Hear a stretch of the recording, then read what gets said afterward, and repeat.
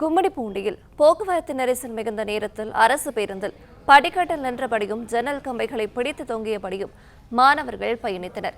மேலும் விவரங்களை நம்முடைய செய்தியாளர் முகுந்தன் வழங்கிட கேட்கலாம். முகுந்தன், வணக்கம். இந்த சம்பவம் தொடர்பான விரிவான விவரங்கள். வணக்கம். பந்தாவிற்காக பேருந்தின் ஜன்னல் கம்பியின் மீது ஏறி பள்ளி கல்லூரி மாணவர்கள் ஆபத்தை உணராமல் அட்ராசிட்டியில் ஈடுபட்டு வருகிறார்கள். அதாவது திருவள்ளூர் மாவட்டம் கும்மிடிப்பூண்டி, கவரப்பேட்டை உள்ளிட்ட பள்ளிகளுக்கு செல்லும் மாணவர்களும், பொன்னேரி மற்றும் சென்னையில் உள்ள கல்லூரிகளுக்கு செல்லும் மாணவர்களும் ஆந்திர மாநிலம் சத்தியவேடு, மாதர்பாக்கம், ஈகுவார்பாளையம், பெத்திக்குப்பம் வழியாக வரக்கூடிய 112P என்ற வழித்தட அரசு பேருந்து வாயிலாக பள்ளி கல்லூரிகளுக்கு சென்று வருகிறார்கள். இவ்வாறு சென்று வரக்கூடிய பள்ளி மாணவர்கள் குறிப்பாக காலை நேரத்தில் பள்ளி கல்லூரிகளுக்கு செல்லும் போது பேருந்தின் பின்புற பக்கவாட்டில் உள்ள கம்பியை பிடித்து சாலைகளில் கால்களை தேய்த்தபடியும் பேருந்து ஜன்னல் கம்பியின் மீது ஏறி அட்ராசிட்டியில் ஈடுபட்டு வருகிறார்கள்.